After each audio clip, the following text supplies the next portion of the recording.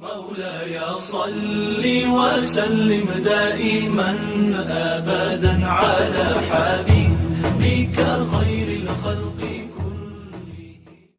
السلام علیکم ورحمۃ اللہ. ناظرین، آج کی اس ویڈیو میں ہم بات کریں گے حضرت شیخ الہند مفتی محمود الحسن رحمۃ اللہ علیہ کی شخصیت اور ان کی علمی خدمات کے بارے میں. دوستو، اب تک اگر میرے چینل گولڈن ہسٹری سبسکرائب نہیں کیا ہے تو سبسکرائب کر لیں تاکہ نئے ویڈیو کی انفارمیشن آپ تک پہنچتی رہے. دوستو، سب سے پہلے تو ہم یہ جان لیں کہ آپ کی پیدائش کب اور کہاں ہوئی ہے. مفتی صاحب کی پیدائش 1268 ہجری مطابق سن 1851 میں شہر بریلی میں ہوئی. اس کی وجہ یہ ہے کہ آپ کے والد محترم حضرت مولانا ذوالفقار احمد بریلی کے اندر ملازمت کر رہے تھے.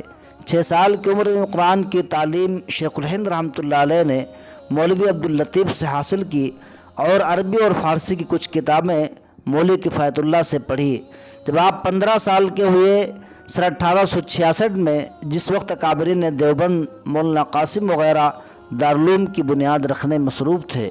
شیخ الہند رحمۃ اللہ علیہ دارالعلوم کے پہلے شاگرد ہیں. آپ کے استادوں میں مولانا قاسم، مولانا رشید الدین گنگوہی، مولانا محمود الحسن دیوبندی سر فہرست ہیں.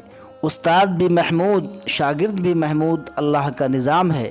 شیخ الہند رحمۃ اللہ علیہ دارالعلوم سے فراغت کے بعد دارالعلوم کے استاد بھی بنے.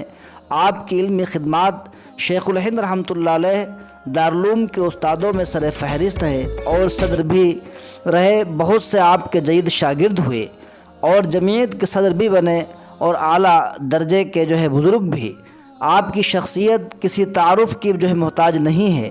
30 نومبر سن 1920 میں آپ کی وفات ہوئی اور دیوبند میں آپ کی قبر مبارک ہے. امید ہے کہ میری ویڈیو آپ کو پسند آئی ہوگی.